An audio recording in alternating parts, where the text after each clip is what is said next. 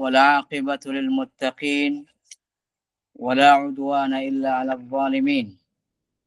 أشهد أن لا إله إلا الله وحده لا شريك له، إله الأولين والآخرين وقيوم السماوات والأراضين.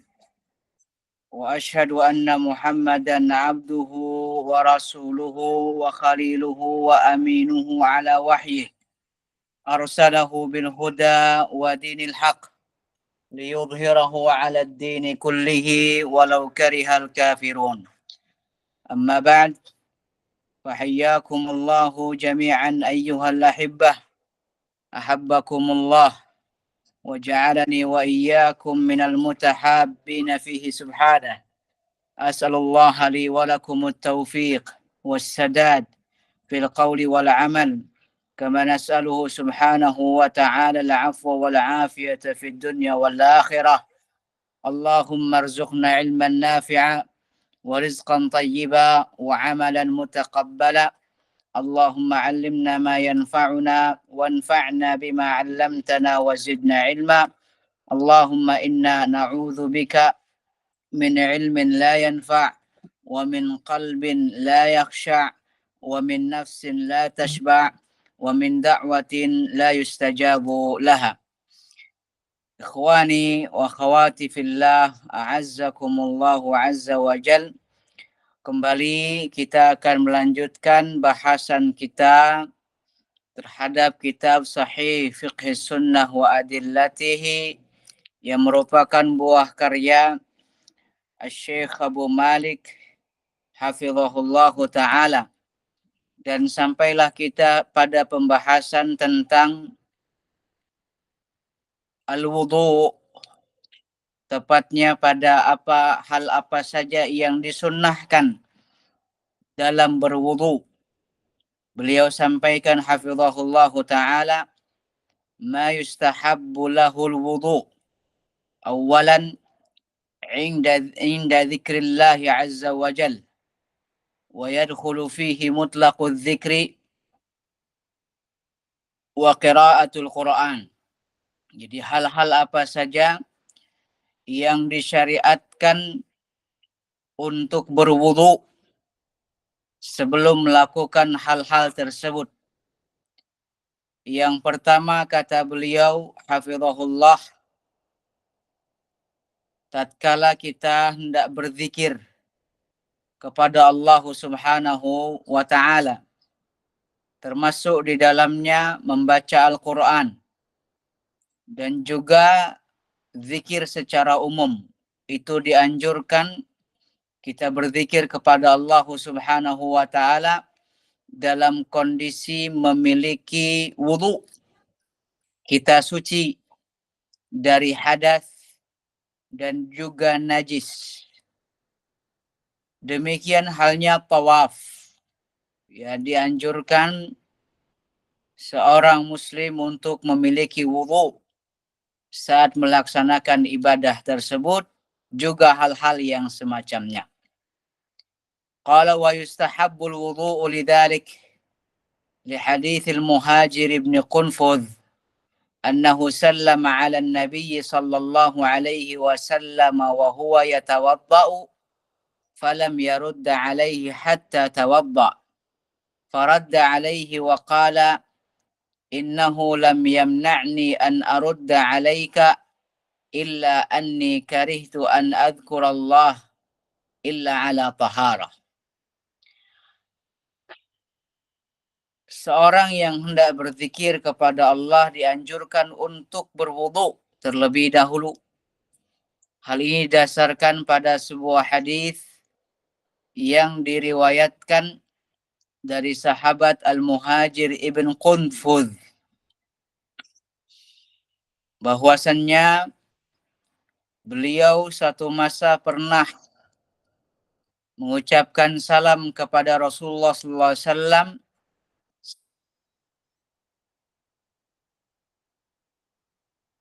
sedang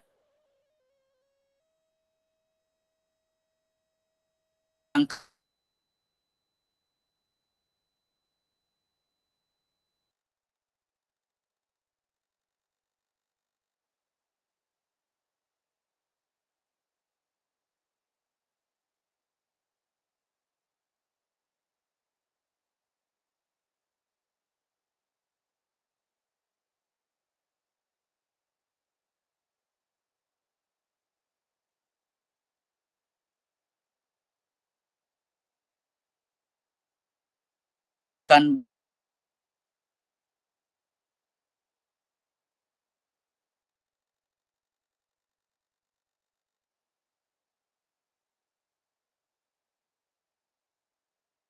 beliau tengah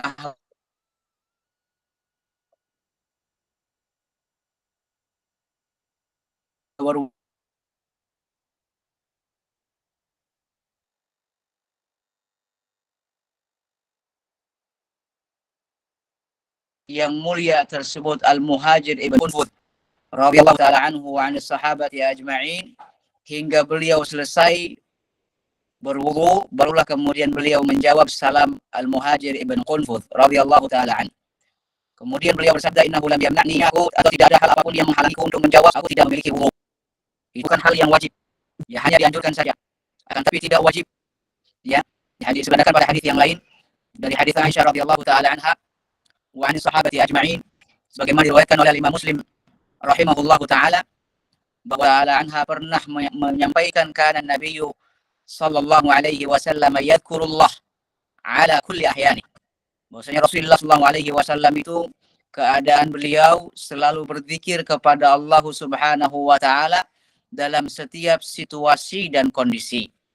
Tentunya hal ini ikhwatal iman azzakumullah tidak menutup kemungkinan bahwa beliau tetap berzikir kepada Allah padahal tidak dalam kondisi suci atau memiliki wudu.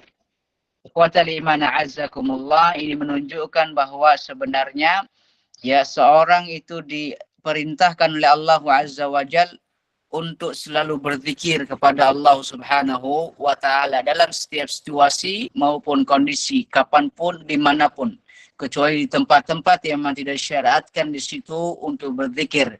Di antaranya ya al-hammam, ya atau toilet, kamar mandi.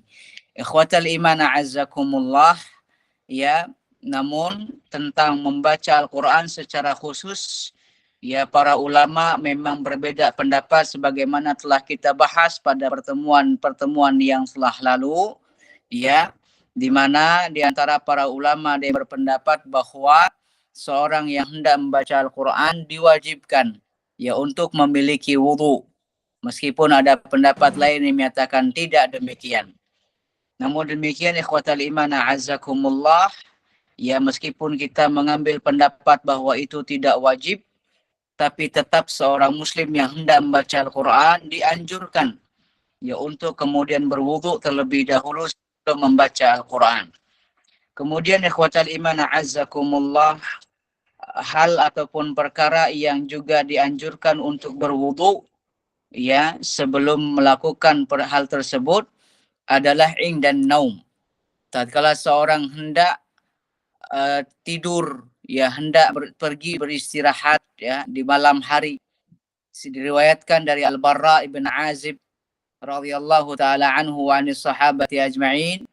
Hadis ini sahih, diriwayatkan oleh Imam Bukhari dan Imam Muslim rahimahumallah. Beliau menuturkan bahwa Rasulullah sallallahu alaihi wasallam pernah bersabda, "Idza ataita mabja'aka fatawadda wudu'aka lis-shalah, thumma taji' ala shiqqika al-ayman, thumma qul Allahumma aslamtu nafsi ilaika."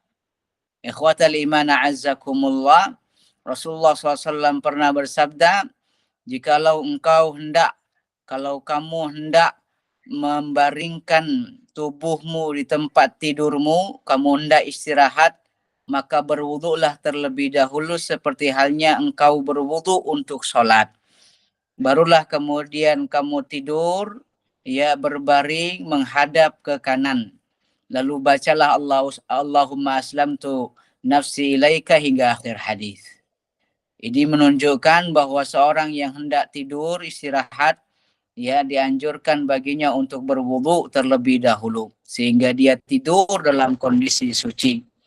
Yang ketiga, lil junub idza arada al-akla aw syurba aw an-nauma aw muawadat al-jima'. Ya seorang yang junub kemudian dia hendak beraktivitas, hendaklah dia berwudu terlebih dahulu. Atau bahkan dianjurkan ya bagi seorang yang junub untuk berwudu ya setelah dia junub, ya, sebelum dia tidur pun dianjurkan baginya untuk berwudu terlebih dahulu.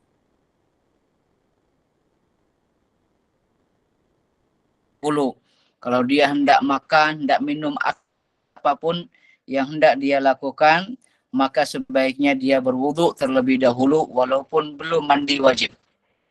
Diriwayatkan dari Aisyah radhiyallahu taala anha wa sahabati ajma'in bahwasanya Rasulullah kana junuban fa arada an ya'kula aw yanama tawadda'a wudu'ahu lis-shalah. Bahwasanya keadaan Rasulullah SAW dahulu itu, ya, kalau beliau dalam kondisi junub dan beliau hendak makan atau tidur, beliau berwudu terlebih dahulu seperti beliau wudu untuk sholat. Hadis ini diriwayatkan oleh Imam Bukhari dan Imam Muslim rahimahumullah, dan juga para ulama ahli hadis yang lainnya, di antaranya Imam At-Tirmidzi, Imam An-Nasa'i dan Abu Dawud rahimahumullah. Kemudian juga satu hadis yang diriwayatkan oleh Imam Muslim, Imam Abu Dawud, At-Tirmidzi, An-Nasa'i rahimahumullah, dari sahabat yang mulia Abu Sa'id radhiyallahu taala anhu wa 'anis sahabati ajma'in, diriwayatkan dari Nabi Muhammad sallallahu alaihi wasallam bahwasanya beliau pernah bersabda, "Idza ata ahadukum ahlahu thumma arada an ya'uda falyatawadda." Kalau sekiranya salah seorang di antara kalian mendatangi istrinya, kemudian dia ingin kembali, maka hendaklah berwudu terlebih dahulu sebelum dia kembali. Ini ya menunjukkan anjuran ya bagi seorang yang junub untuk berwudu terlebih dahulu sebelum memulai aktivitas yang lainnya. Kemudian yang keempat, al-wudu qabla al-ightisal. Ya, sebelum kita mandi, mau itu mandi wajib ataupun mandi pada umumnya yang sifatnya kebiasaan kita sehari-hari, hendaklah seorang itu ya berwudu terlebih dahulu. Hal ini didasarkan pada sebuah hadis yang diriwayatkan oleh Imam Al-Bukhari dan Imam Muslim rahimahumullah dari sahabiah Ummul Mukminin, bunda kita semua, Aisyah radhiyallahu taala anha, As-Siddiqatu bintu Siddiq. Beliau menuturkan kana Rasulullah sallallahu alaihi wasallam min al-janabati yabda'u fayaghsilu yadayhi thumma yufrighu biyaminihi ala shimalihi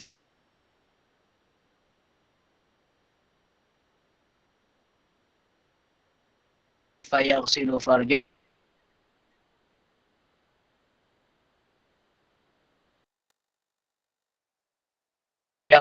thumma yatawadda'u wudu'ahu lis-shalah.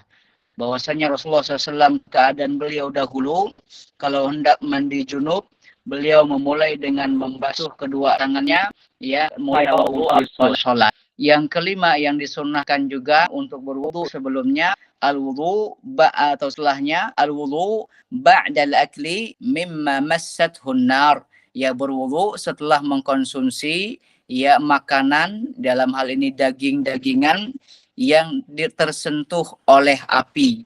Ya, maksudnya yang dimasak, yang diolah ya dengan dipanggang ya dalam hal ini. Ini dasarkan pada hadis yang diriwayatkan oleh Imam Muslim rahimahullah, bahwasanya Rasulullah SAW pernah memerintahkan para sahabat tawaddau mimma massathun nar. Ya, meskipun ini hanya anjuran ya teman-teman, dan bukan satu kelaziman atau hal yang dihukumi wajib.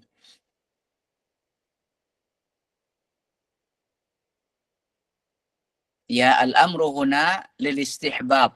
Ya, karena ada hadis lain yang diriwayatkan ya dari sahabat yang mulia Ibnu Umayyah Al-Dhumari, ya, bahwasanya beliau menuturkan ra'aitun nabiyya sallallahu alaihi wasallam yahtazzu min katifi syatin ala minha fada'a ila salati faqama wa taraha as-sikin wa shalla wa lam yatawadda. Aku menyaksikan Rasul dahulu pernah yang mengkonsumsi bagian katif, ya, bagian pundak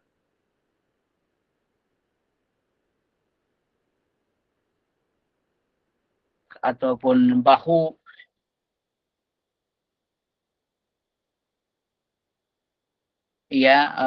kambing, ya beliau makan itu, kemudian menyebut sholat, beliau diri dan beliau takkan pisaunya, lalu beliau sholat tanpa berwudu. Ya setelah konsumsi daging yang diolah dengan dipanggang, ya dibakar gitu ya, itu bukan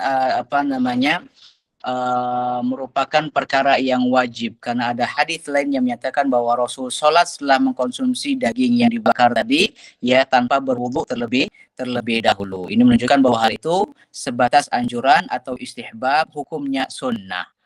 Kemudian ikhwatal iman a'azzakumullah, yang keenam, ya sebelum terakhir, ya tajdidul wudu li kulli shalah. Ini juga anjuran, ya seorang walaupun masih memiliki wudu, ya dia hendak sholat untuk sholat wajib yang berikutnya, dan lalu dia berwudu kembali, maka ini juga dianjurkan.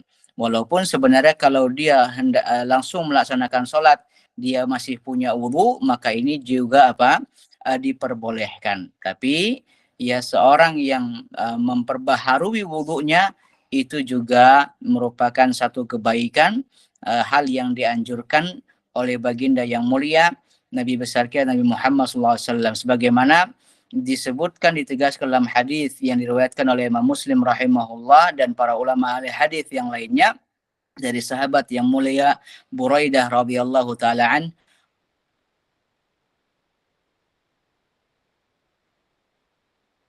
وعن الصحابة أجمعين كل صلاة فلما كان يوم الفتح توضأ ومسح على خفيه وصلى الصلوات بوضوء واحد.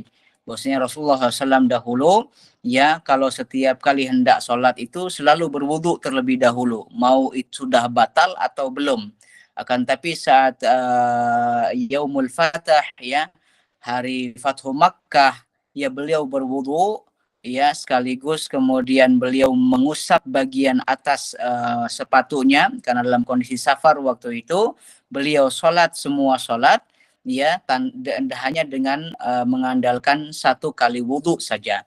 Itu Rasulullah SAW dahulu kondisinya demikian. Yang ketujuh, ikhwatal iman a'azzakumullah, al-wudu kullama hadatha naqidun. Berwudu setiap kali batal, ya itu juga dianjurkan. Lima taqaddama min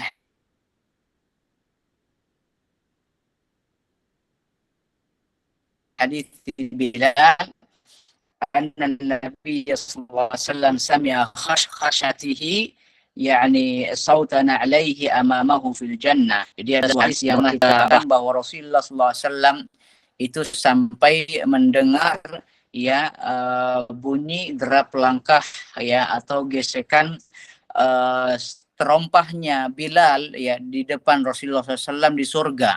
Maka Rasulullah SAW bertanya kepada Bilal, bima sabaqtani ilaiha, hal apa yang membuat kamu mendahuluiku, ya untuk kemudian tiba di surga. Maka Bilal bin Rabah radhiyallahu taala anhu wa sahabati ajma'in menjawab, ya Rasulullah, ma adzintu qat illa sallaitu raka'ataini wala asabani hadathun qat illa tawaddatu indahu faqala sallallahu alaihi wasallam lihada.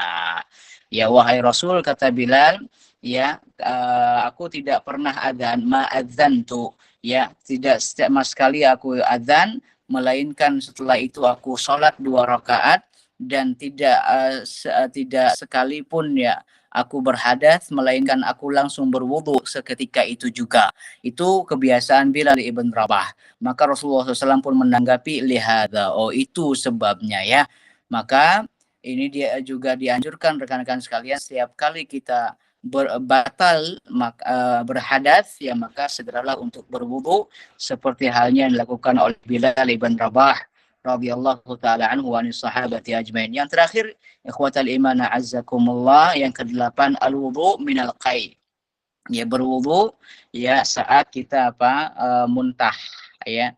Ini juga dianjurkan, ya.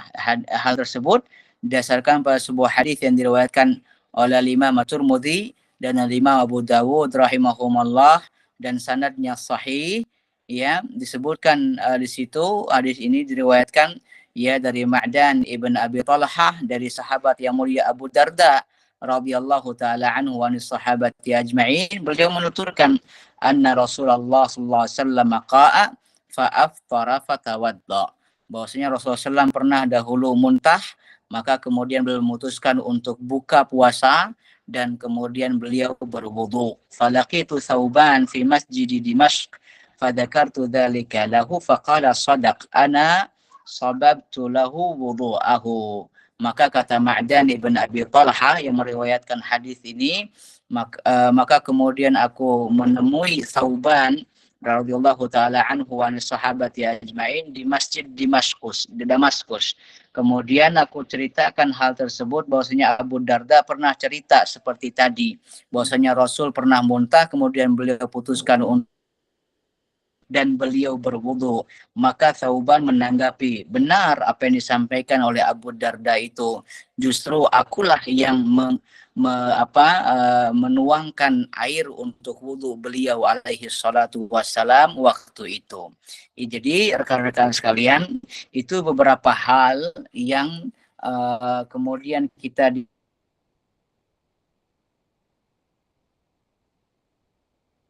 dianjurkan untuk berwudu baik sebelum ataupun setelah. Ada 8. Yang pertama, saat kita hendak zikir kepada Allah, saat kita hendak tidur, saat kita hendak melakukan aktivitas lain dalam kondisi junub, ya. Kemudian saat kita hendak mandi, baik itu mandi junub ataupun mandi yang biasa gitu ya pada umumnya. Kemudian berwudu setelah mengkonsumsi daging yang diolah dengan dibakar, dipanggang atau yang semacamnya, ya. Lalu ada yang disebut sebagai tajdidul wudu, memperbaharui wudu, lalu demi juga berwudu setiap kali kita batal, dan yang terakhir ya berwudu setelah saat kita muntah. Itu juga merupakan hal yang dianjurkan untuk kemudian kita berwudu. Namun hal yang perlu diingat kembali adalah bahwasannya berwudu dalam perkara-perkara tadi itu hukumnya dianjurkan, bukan merupakan perkara yang lazim, perkara yang wajib, muhattam, harus gitu ya. Itu beberapa hal yang bisa kita pelajari pada kesempatan sore hari ini. Nafanallahu wa iyyakum bima qad ta'allamna. Subhanakallahumma bihamdik asyhadu an la ilaha illa anta astaghfiruka wa atubu ilaik. Wa sallallahu wasallam ala nabiyyina Muhammad wa ala alihi wa sahbihi walhamdulillahi rabbil alamin. Baik Ustadz, jazakumullahu khairan atas ilmunya yang diberikan kepada kami semua. Izin ada yang bertanya Ustadz dari Ibu Ratih Wulandari. Assalamualaikum warahmatullahi wabarakatuh. Ustadz, izin bertanya, apa wajib wudhu apabila memegang Al-Quran?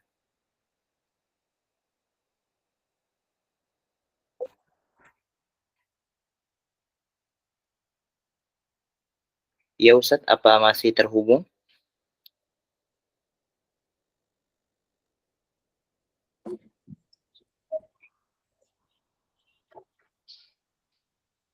Barakallahu fiikum. Afwan Ustadz, tadi terputus. Ustaz. Iya Ustadz, ada yang bertanya Ustadz, afwan. Dari Ibu Ratih Wulandari. Baik. Apakah wajib berwudu apabila kita ingin memegang Al-Quran? Baik, ahsant, barakallahu fiik. Ya, para ulama dalam hal ini berbeda pendapat ya tentang apakah wajib atau tidak seorang itu berwudu sebelum menyentuh Al-Quran atau sebelum membaca Al-Quran, ya, ke dalam dua pendapat. Ya, sudah kita sebutkan, singgung tadi di awal, dan sebenarnya ini sudah dibahas ya pada pertemuan-pertemuan yang sebelumnya. Jadi kesimpulannya adalah bahwa ada di antara para ulama yang mewajibkan, namun ada juga yang tidak menyatakan hal tersebut wajib. Fahimna? Ya, tapi disunnahkan, dianjurkan. Nah, itu perdebatannya itu bermuara pada penafsiran para ulama tentang ayat la yamassuhu illa al-mutahharun.